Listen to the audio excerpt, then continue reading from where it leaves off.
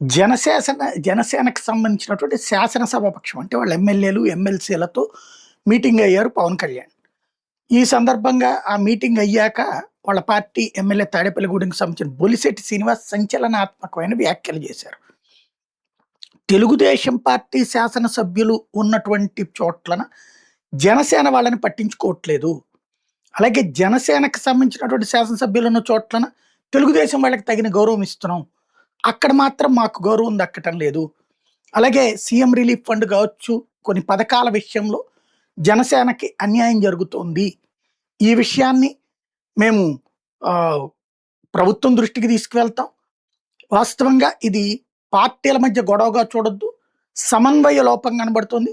ఆ సమన్వయ లోపాన్ని పరిష్కరించాలని సమన్వయ కమిటీ మీటింగ్ అవ్వాలి. సమన్వయ కమిటీలో ఈ విషయాలు వెల్లడిస్తామని ప్రకటించారు.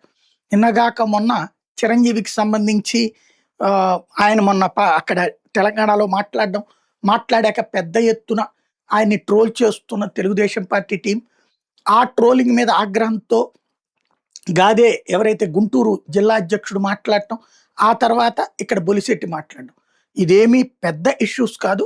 బట్ జనసేనలో నివురుగప్పిన నిప్పులా తయారయ్యేటటువంటి అసంతృప్తి అప్పుడప్పుడు వ్యక్తం అవుతుంది.